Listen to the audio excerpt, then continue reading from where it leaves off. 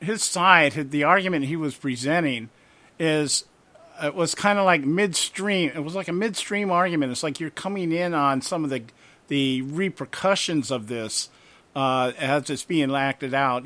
Certainly economics plays a lot of leverage when it comes to these political issues. The idea, and that's really kind of one of the things I wanted to talk about tonight, is how apparent it is that we're kind of reliving the days of the Gestapo and everything else in the days of Hitler.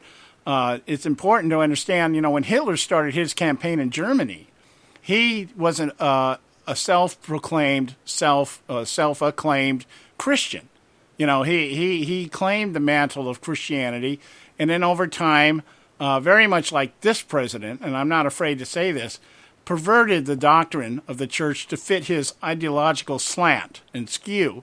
Yeah. And we began to see in those days before, when the Nazi Party was really starting to take hold and really starting to advance its agenda, the marking of Jewish shops and the protests and the boycotts on the Jewish shops. They would paint the Star of David on their stores, and they'd put Judah on their stores, and they had the Jews wearing sleeve bands to identify who they were as a way of keeping German citizens from doing business with them. So it's almost like I'm looking at this the other day and I'm thinking, well, this is almost a replay of the same kind of actions that we're saying because of your beliefs, you need to be identified for the rest of the world to understand that we're going to make you suffer economically, which then led to a political exile, which then led to actual physical extermination.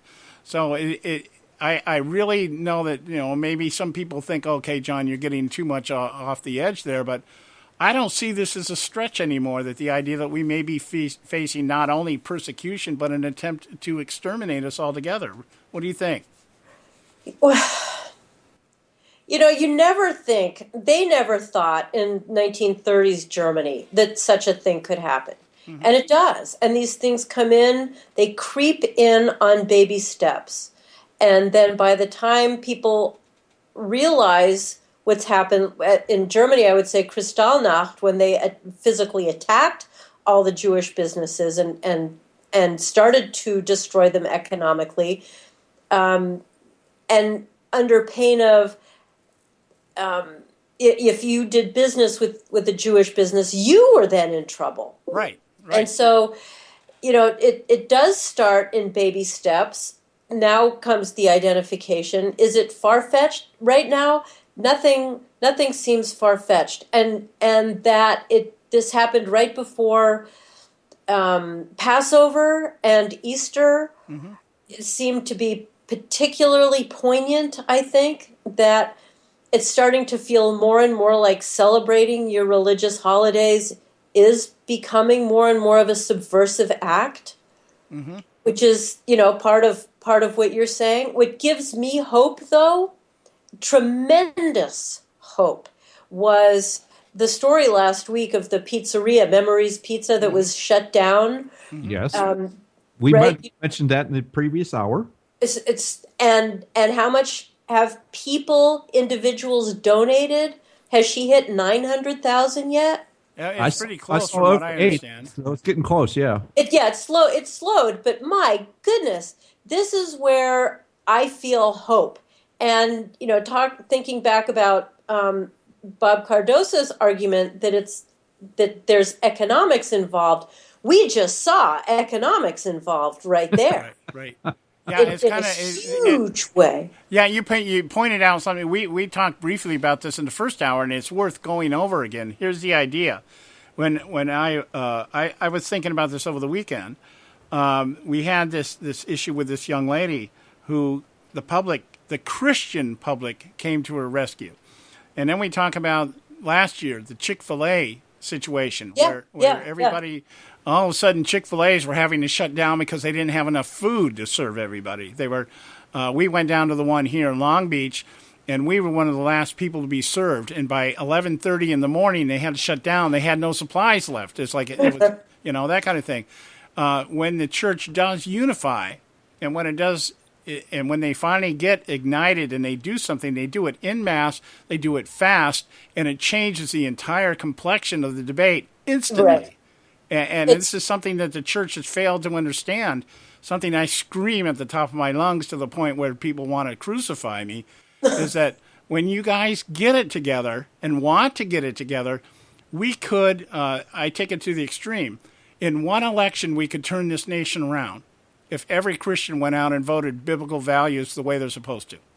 It would only take one election, and this whole nation could go back or begin the process of becoming once again one nation under God. In a heartbeat, it could happen. Yeah, you're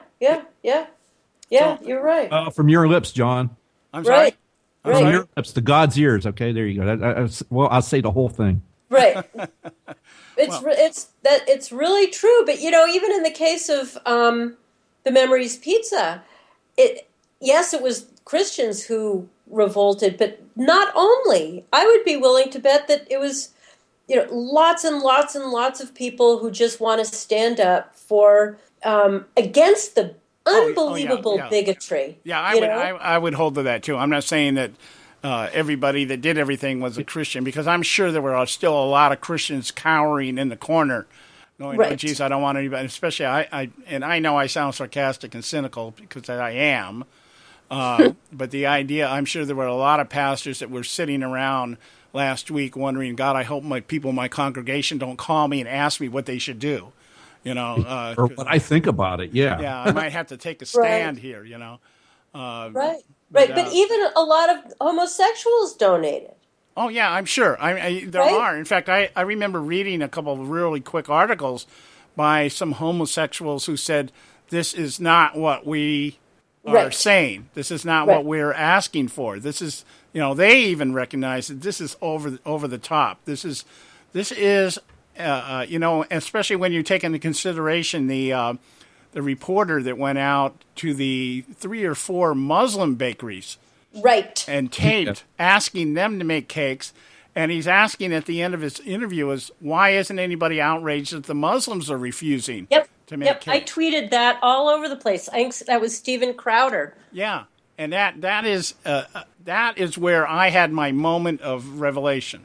I looked at that video and I said, yep, I've always suspected this. I've even said it, but this confirms in my mind that this is a concerted effort, an attack to remove Christianity and redefine it or remove it from our history in order to perpetuate the remaining aspect of the leftist agenda, which is the removal of God from this country so that they can replace it with their collective ideology. Yep. There's no doubt in my mind about this anymore. This is what this is. Mandate, brother. The collective mandate. Yeah, a collective mandate. And the only way it can happen is to remove the church, because in my opinion, the church, whether or not they're doing anything with it, it's the last barrier to a complete... The fact that it exists is problematic for them and their agenda. Right. And, thinking back to Hitler's Germany, the same thing. Mm-hmm. They went after the Jews, obviously, but they also went after Catholics, and they silenced all the Christian churches. Right. And we have Brock Chamberlain, so it's pretty much all the same. Don't we, though? Yes, we do. Oh, my goodness gracious. Well, it is true that you said something earlier, Karen, I thought was a great way of describing it. When you trace the way that Hitler brought about the campaign that he did, to the point where it went from he needed to unify a German identity. So he needed to find an enemy. That's what we see in this president. He needs to unify a movement, so we need to identify an enemy. Yep. And the message is that Christianity has too much influence on government, and therefore it needs to be eliminated. Now, we know that in baby steps, the phrase you used was perfect, baby steps. Yes. The whole time he was testing the water. And he's got Goebbels there. Okay, you designed the propaganda. Let's not come right out and talk about Jews as being bad. Little by little things started coming out, leaking out, and it built into a movement in which he could, at one point in time, he could actually openly say, "We need to find a solution. We need to get rid of this. And we need, these people are the ones that are keeping us from becoming the master race that we're supposed to be. I see echoes across the board, and I have been so hesitant in the last 7.5 years to paint Obama as a fascist or anything else, because I don't believe he really is. I think he's a Marxist. But I do believe he'll use any ideological slant to get to where he wants to go, just like Hitler did. Yes, and we have to worry about if we hurt his feelings, denying him his goal, because he gets so hurt by it. Well, right. Well, they're both megalomaniacs. They're both supreme narcissists, unbelievably thin-skinned, and focused on a goal, and willing to hurt anybody who gets in the way. Yeah. Yeah, and we're not talking about just silencing people anymore. We're talking about eliminating them. I mean, taking them out of the picture completely. And they do. You said it. He tested the waters, as is what's happening now. And meanwhile, you adapt. They have our health care. They have, what aspect of our lives isn't touched? They have our education. They have our media. They have our entertainment industry. They have so much of our personal lives. Now they have the diets of our school children are under Michelle. They have a certain amount of time we're supposed to be exercising. The tentacles of control are reaching into every aspect of our lives, and we let it, and we let it, and we let it. Yeah. And it's not only him. It's been like going on. Yeah, you're right. It's like Dinesh D'Souza said. Barack Obama didn't create the movement. The movement created Barack Obama. Right. And which is why just getting rid of him also won't be enough. As I say, getting rid of Common Core won't be enough to fix the schools. Both of these are just iconic and representative of a deeper, bigger, broader problem. Right. Well, you look at, you got kids that build a cardboard little fort in their yards. Yes. And they're having fun, and the city comes in and says, you can't have that there because it's against zoning ordinances, for crying out loud. Unbelievable. Has government gone wild and mad and crazy? Yes, government is too much in our lives. You're absolutely right. Yeah. But these give us fodder. The upside to me of how bad it gets is the worse it gets, the more fodder we have to have conversations with people wherever we are. Did you hear about how the kid building the fort had to shut it down because of zoning? Don't you think, at what point have you had enough? It's great conversation starters. The worse it gets, the more we have to talk about, and hopefully the more people, and we're seeing it, the more people are rejecting government overreach. Yeah, and if we can just tie Republicans to fighting back against it, to me, that's the link that's the hardest one to make. Yeah, but you have made a very valid point here. We got to go to break here, but I want to emphasize the point you just made. It is backfiring. Yes, and I think this is the with all their pseudo intellectualism, liberals never seem to grasp the reality that sooner or later everything they do blows up in their face. It does. Yep. It's just a matter of what is the remaining, what is the collateral damage after they're done, and how long does it take to fix? Left. Yeah. Right. Left. Right. So anyway, we got to go to a break. When we come back, I want to continue. Well, we're actually going to get into Iran. I want to talk a little bit about Iran. I don't want to go to Iran. I like it here. Yeah. No. The opportunity of a lifetime, as our president has explained to us. It is. Peace in our time. Yeah.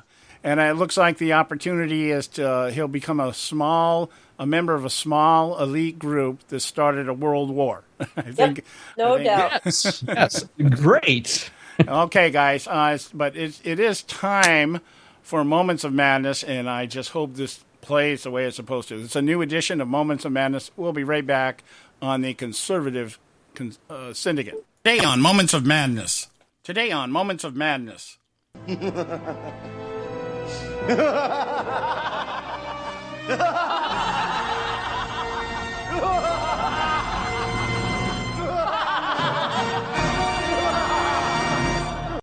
With the recent recent signing into law of Indiana Senate Bill 101, legislatively known as the Senate Enrolled Act, National Journal writer Ronald Breinstein